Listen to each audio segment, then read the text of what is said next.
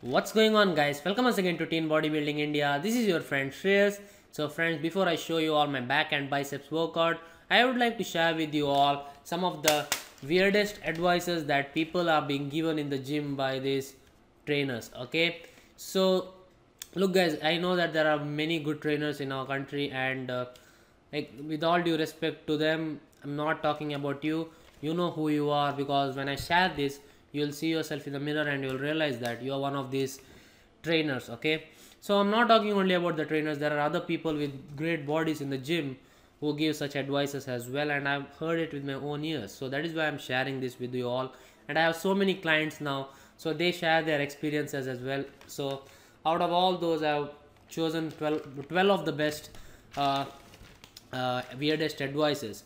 So the first thing is found in my part of the country, or the part of the country where I live in, which is south. So the advice is barbells are used for mass building, and cables and dumbbells are used for muscle definition or shaping the muscles. First of all, you can't shape your muscles actually. You can just show off your muscles by burning the excess fat.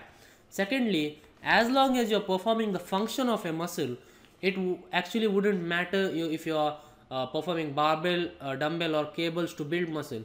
If you ask me, dumbbells and cables are far more better than barbells, especially for your isolation exercises, because when it comes to isolation exercises, it is very important to keep constant tension and to get a better range of motion.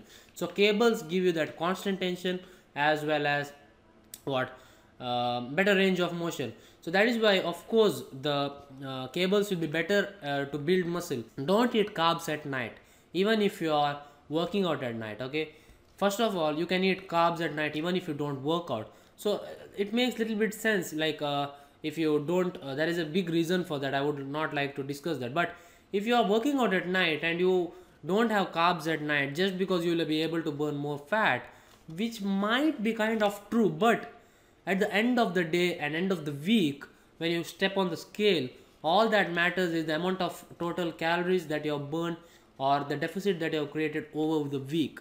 Okay, so in the long run, all this shit won't matter. In the short term, you might see some changes, but when it comes to the long term results, you won't see any changes. So don't even think of not having carbs after your workout, even at night. It doesn't matter. I have my last meal at 10:50 or 11 p.m.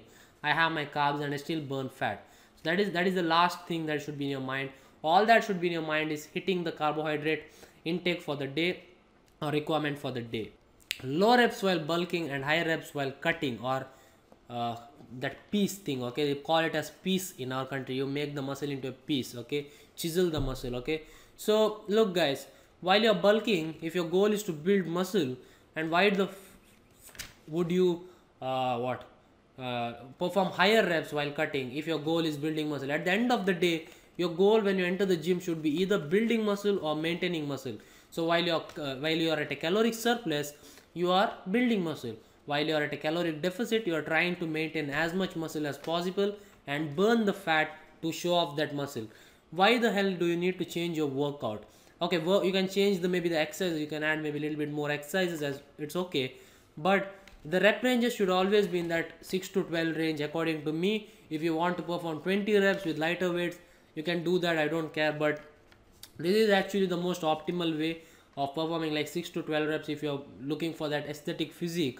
And if you're looking for strength, of course, you would not even think of going about 10 reps. So keep it always like 6 to 12. I like to keep it 6 to 10. Okay, for me that is the best rep range according to me when it comes to building muscle. Next thing, cardio before your workout will help you burn the fat, and then you come over and perform weight training. It will help you shape the muscles or tone your muscles. So look guys, does it even make sense to, like, most of the people who perform cardio, the form of cardio they perform is running. Okay, running on the treadmill for 30 minutes before the workout and then coming over and working out. How the hell would it make any sense, guys? It's like asking a cricket player to run 6 rounds on the ground and then send him for bowling. Okay, he would not be able to have the same amount of pace or same amount of stamina, right? So if your goal is to lose fat or even build muscle, your main concentration should be on weight training, guys. No matter how fat you are, no matter how overweight you are, first priority should always be for weight training. And then after your weight training, you can do cardio anytime, but Please don't do it before your workout. It will spoil your weight training completely. Cycling is given to a client or a person because it will help you burn more calories from your lower body. So isn't it so shitty, guys? So according to that logic, if you perform ellipticals or cross trainer or whatever you want to call it, you burn more fat from your arms, right? How does it make, like, is there any logic behind that, guys? Yes, you will burn fat overall from your body, but not only from your legs. Okay, some women have what women store most of the fat in their lower body. So the trainer thinks that if she performs cycling, she'll burn that fat from the lower body. It's not going to happen, guys. And you will be burning fat all over your body, not only from one part. That there is no spot reduction, there is only spots reduction. Okay, spots reductions. Overweight people should concentrate more on ab training to burn the belly fat. Don't want to talk more about this. This is bullshit, and don't do that. Ab training is important, but doing it every day when you are overweight is useless, because your main goal should be burning maximum amount of calories, and that can happen only when you're performing weight training, that too with compound movements, not with all kinds of isolation. So compound movements are the best when you are overweight, and you will see results if you are performing compound movements, heavy compound movements. Choose a weight which is heavy enough for you and perform around 6 to 12 reps. What will happen is you will build more muscle, and this improves your metabolic rate, and you burn more calories and you burn more fat. This is what, again, this is found in my part of the country. I think the advice is, if you perform abs while bulking, your growth from other parts of your body will slow down. Okay, so when somebody gives you this advice, just ask him this question: if your growth will slow down, what is the difference between your abs and your biceps? Okay, yes, they are present in different parts of your body, but aren't they just muscles? So if you are trying to grow your biceps, why wouldn't you try to grow your abs? Of course, yes, abs might not be visible while you're bulking, that's why they tell. But when you finish your cut and you look ribbed, you will have veins all over your body, and you'll be ribbed to the shreds, or you'll be shredded as fuck, but your abs will not be of the same quality. I made that mistake, so I don't want you guys to make that mistake. Give equal importance to your abs even while you're bulking. 2 times a week would be the best time, frequency to work out your abs. 2 times per week would be very good. You should not bulk in summers because you sweat a lot, you can't build muscle. Look, guys, sweat is caused because of the heat, okay, not because you are losing fat or something. Yes, it is good to sweat, everybody knows that, but just because you're sweating a lot doesn't mean you can't build muscle. I have bulked from the past 1 year, and there was a time when 2 to 3 months which was summer, and I bulked a lot as well. I gained enough amount of weight. So what it shows is that if you are at a caloric surplus, no matter which season it is, you will build muscle. But then it comes to your priority. Now again, it's rainy season, I'm cutting. It doesn't matter. Next summer season, I might be bulking. So that doesn't matter, guys. It depends on your personal priority and your diet. Okay, so make sure about that. Make sure that you have your diet in check. It doesn't matter which season it is. If your diet is in check, you will build muscle or you will lose fat. It's all in your own hands. So guys, next advice that is being given might not be very significant when it comes to making gains, but I don't see any logic behind this advice. Okay, and here it goes. So the advice is, if you train one muscle group per day, for example, chest on Monday, back on Tuesday, triceps on Wednesday, shoulders on Thursday, something like that, you will gain muscle or you will gain mass. And if you train 2 muscle groups per day, like chest and triceps, back and biceps, shoulders and legs, it is for bringing out more definition. Again, when it comes to building muscle, guys, and what science says is, it's better to train more frequently. Okay, it's better to train muscle group like the gap should be 72 hours. That should be that is the best rest that you can give for your body. And if you train your muscle group twice per week, that would be the best thing to build muscle. Now, keeping that aside, what does it mean by building mass and getting more definition? There should not be these words in the gym, guys. You get more defined when you lose fat or excess body fat. It's not like you are bringing a separation in your muscles. That doesn't happen. To get that clear separation, your muscles need to be very mature, and it takes time. Okay, so this is what I hear in my gym. Okay, People always ask me, you are training for bodybuilding, they are training for just to be fit. So that is why I give them lighter weight workouts. So look guys, again, just because you are losing fat doesn't mean you are fit. If you just lose fat and not emphasizing on building muscle, what will happen is that weight loss will not be cannot be sustained. You'll gain back all the weight, because there are photos of people in my gyms and like transformation pictures. All they did is they just lost fat. I can't see any muscle in their body. So what happens is they gain back all the fat when they stop doing that kind of training, which is like full cardio kind of training. So if you want to be fit, or you want to be, your goal is bodybuilding, looking aesthetic, it is not easy to look huge or look aesthetic just because you are lifting heavy. It takes years and years guys to look like to build a decent amount of muscle in your body. So just because you think you're lifting heavy, it won't make you bulky guys. So as long as you're performing weights which are heavy enough for you, you will build muscle, and that is how you get fit. Just by losing fat, don't think you are what going to be fit. I can tell you one thing guys, if you have no muscle and you are skinny, a person who is with 15% body fat and good amount of muscle will be more healthier than you. Trust me, this is truth, this is the truth. There might be a skinny guy with no muscle in his body, he might be at like 7-8% body fat with no muscle, like no muscle, no fat, nothing, skinny as fuck. He's actually not healthy. But a person who is of at least 14-15% body fat with decent amount of muscle might really be healthy. So keep that thing in mind guys, okay? So that was it guys. I hope that this video was not only like a myth buster, it was also like what, a video, like a question answer video where I was able to answer some of your questions, because I wanted to do something different guys. The fat funeral was like a full day of eating, workouts and all those things. I wanted to bring a change, so that is why I bought this kind of video. So I know it's very long guys, but this can be considered as a question and answer video as well. So hope you guys liked it. And there is one more thing that I would like to add, and I can't give an explanation for that, and here it goes. You should not drink water while you're weight training. If you ask me a reason, I don't see any reason for that, and I'm sorry. If you know a reason for that, please do leave it in the comments box down below guys. So that's it for the myth buster or the weird advices that you find in gyms, especially Indian gyms.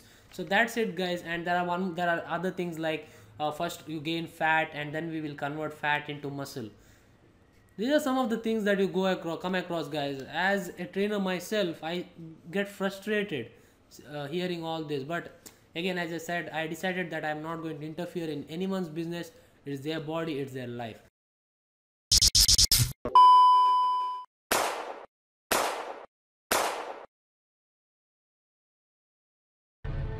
So guys, I started off the pull workout with some pull-ups as I usually do, a very good exercise for your latissimus dorsi.